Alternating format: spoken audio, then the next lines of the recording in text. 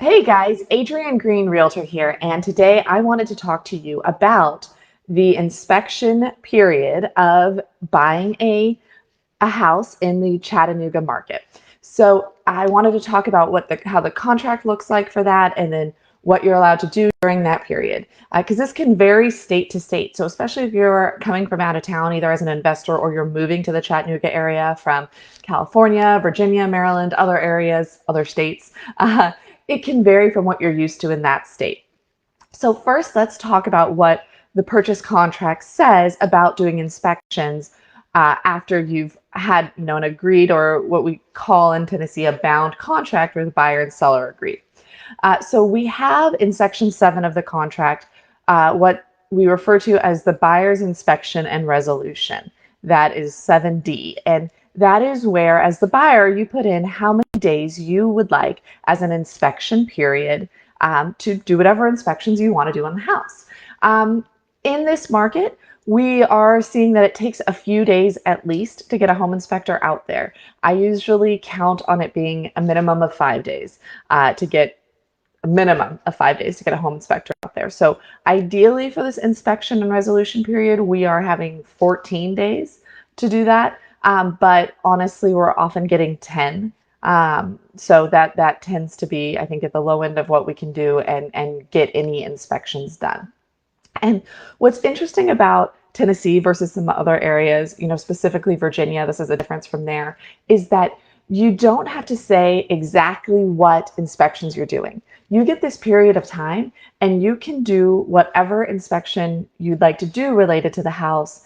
Of course, we're not harming the house in any way or anything like that. But in some other states, such as Virginia, you have to have an inspection contingency specifically for a home inspection or for a septic or a well or the wood destroying insects or termite inspection.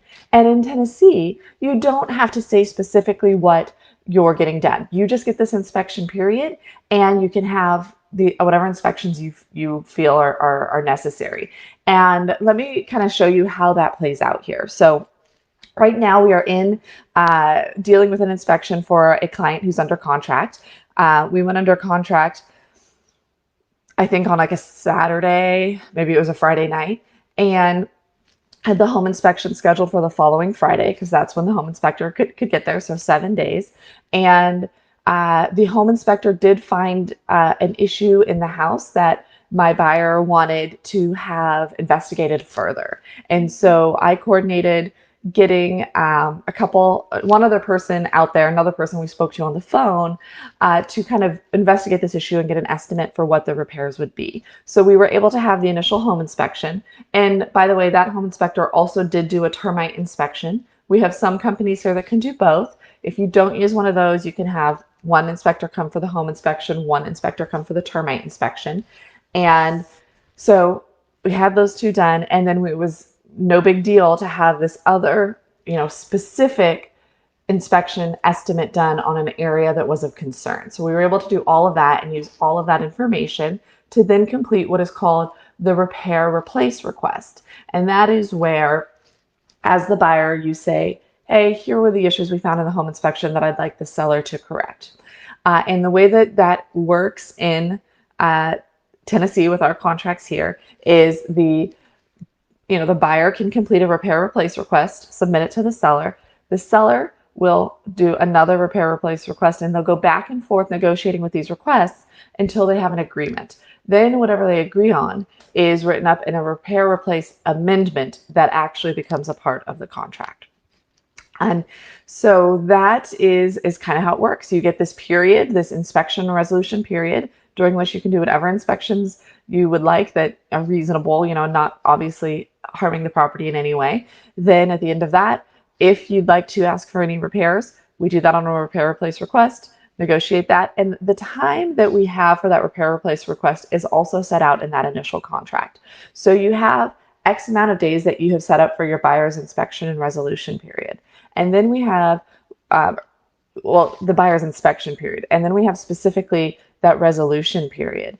And we say how many days that's going to be within the contract. And the minute you as a buyer send that repair replace request over to the seller, that ends your inspection period and it starts your resolution period.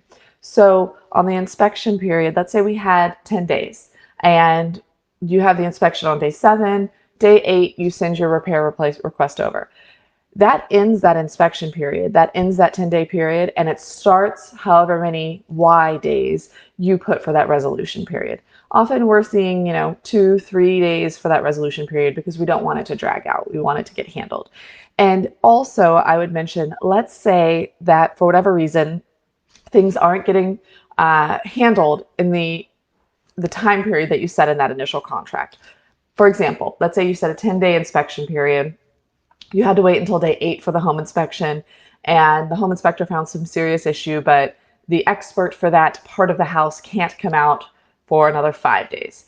If the buyer and seller agree, they can write up an amendment to that original contract extending that inspection period longer. So just because it's in the original contract doesn't mean it's set in stone.